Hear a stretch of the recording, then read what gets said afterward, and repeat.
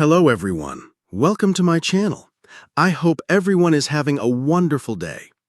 The skies above Westminster were brooding, a tempest on the horizon, mirroring the political storm brewing below.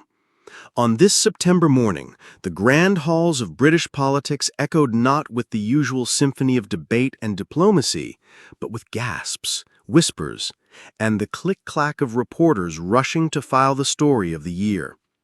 Angela Rayner, deputy leader of the Labour Party, had just resigned. And not with grace, nor under quiet circumstances. This was a resignation of fire and fury, soaked in scandal, riddled with accusations of misconduct, and shadowed by betrayal within her own ranks.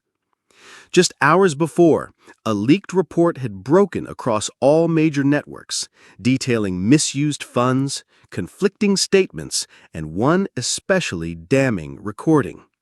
She hadn't faced the cameras.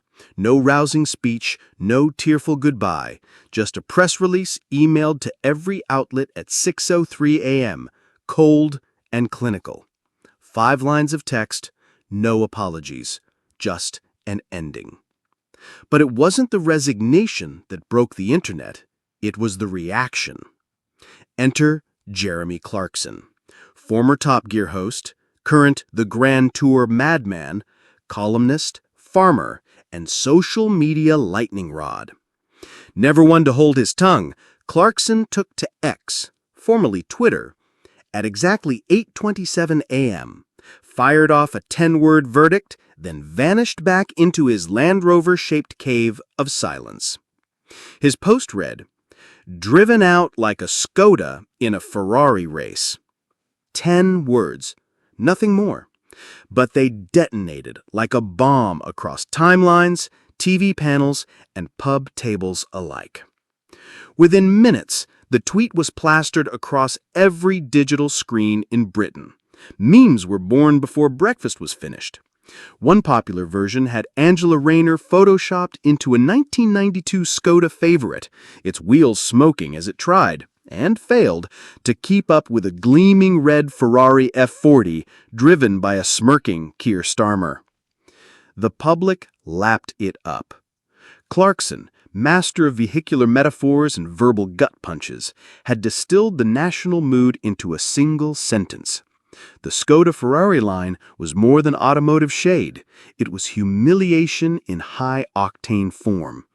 In that single image, Rayner wasn't just resigning, she was being outclassed, outpaced, and overtaken by the very machine she thought she was part of. The Labour Party scrambled. Some MPs condemned Clarkson's tweet as sexist, classist, and absurd. Others privately chuckled.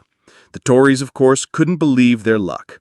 By lunchtime, Rishi Sunak's press secretary had been seen grinning ear to ear, holding a phone, Clarkson's tweet glowing on the screen.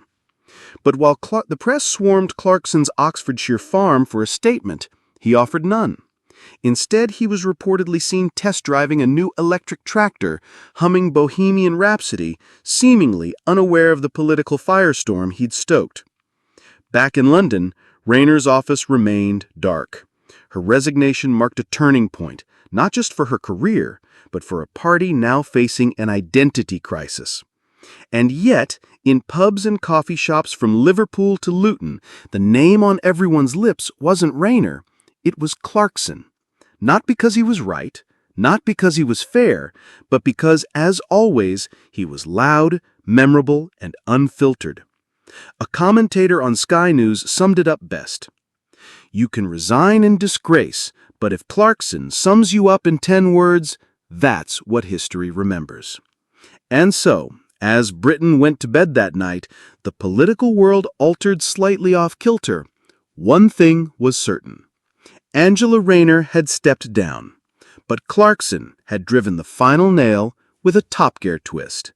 And everyone, even begrudgingly, had to admit it was one hell of a drive-by.